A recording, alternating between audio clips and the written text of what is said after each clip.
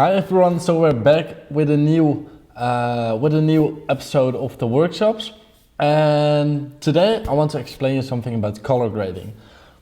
So straight out of the camera or your phone, you get a certain image and the colors are a certain way. On a camera you can change in the settings the way that your screen looks, so you can make it look like very flat, so you can edit all the colors, but that's going to be a lot of work in post-production.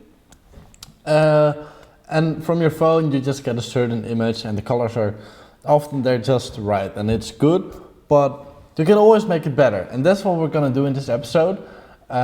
So we're going to dive into color grading a bit. So if you have your screen with Premiere Pro opened, of course, we go to color, and over here you have the Lumetri Color panel. On the left you have the sort of waveforms of your colors, so it goes from 0 up to 100, and this shot is made this shot is made in the default settings of the camera, because often it's just easier and less work to change the colors in post-production. If you want to do like a really high-end video production, I often use just the flat colors, and it's almost gonna be like black and white, and then it's gonna be a lot of work. For now the colors look pretty fine, and as you can see the exposure is also right, because you can these waveforms are basically the lighting in your video. So the shadows should be on the bottom at 0, and the highlights should be at 100, and the midtones are basically everything between like 80 and 20, and most of it is between there. So you don't really have to do a lot about the exposure. On the right, if you go to the color panel, you can start changing a bunch of things. So you have the temperature over here, which can make it cold or warm. What I often do is just really look at like the whites in your images. So for example, here on the left we have like a white sort of, I honestly don't really know what it is, but a white sort of statue or something. And I think this shot can be a little bit more cold, because as you can see now the white is more white, and you want the white to be as white as possible, because then it's just the colors will be right. You can change the tints a bit to green or purple. I often shoot with a Sony A7 III, and what I notice from it is that the colors are always a little bit green somehow. So often I just make it a little bit more purple in post-process. And over here we can change the exposure. So that's basically light or dark, and this is pretty handy because you probably don't want to invest too much time into color grading with the videos that you guys are gonna make, but it's always good to know. So if you just want your video a little bit lighter, just drag up the exposure and you're fine. You can also change the contrast a bit. It's just like editing a picture for Instagram, basically. You can change the highlights. I'm going to do them a little bit more down, the shadows,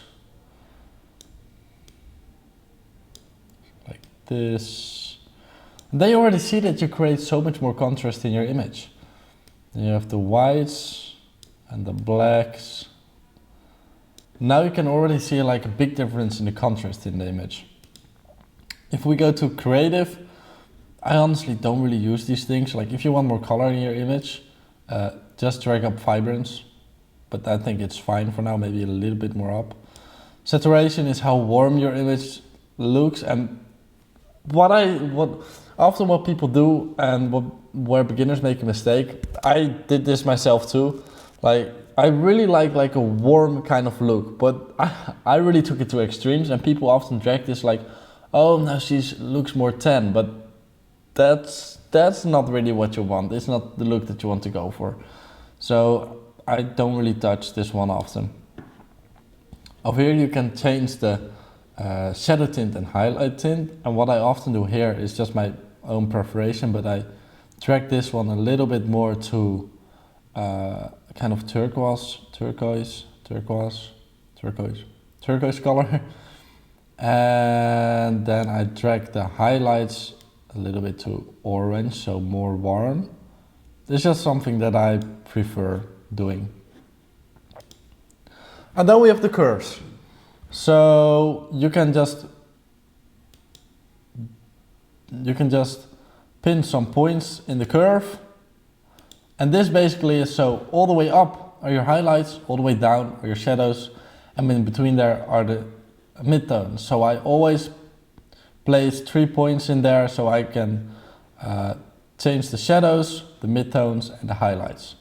Often I drag this one a little bit up, this one more down to create some contrast. I keep this one here, then I drag this one a little bit more up, and I drag this one a little bit more there. So you get like a kind of small S-curve. It's just something that I prefer. These, honestly, I don't really use them. Don't really touch them, only when I like really shoot in a flat color profile. Then with the color wheels, well, we actually already touched these color wheels in the creative process, but you can also do that over here. And what you can also do is you can change the, so you have the shadows, the color of the shadows over here, you have the color of the highlights over here, and you have the color of the midtones over here. And the bars on the left is the exposure. So this is more the saturation and color, and this is exposure. As you can see, if I drag this up, it gets lighter. If I drag it down, it gets darker.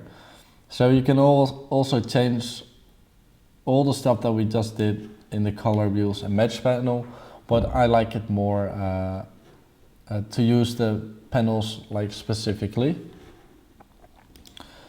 You can change the vignette. I'm kind of struggling with the words, and that's, as you can see, it are like in the corners. If you want more focus on your subject, you just drag these a little bit more down, and you can see that the corners are getting a little bit more darker. So sometimes I do it, but often I also don't really use it because I like it natural. It also completely depends on your project. Because in interview settings, you just want it to look normal. If you're gonna do way too much color grading, it's gonna look fake. And it's an interview, and this was for a health investment firm, so you want it to be as natural as possible. If you do it for, like, for example, a skincare product, you want it to look very clean. So you want maybe less colors and lots of whites and blacks and brown colors. And then you're gonna dive way deeper into color grading, but it's not a very complicated process, as you can see.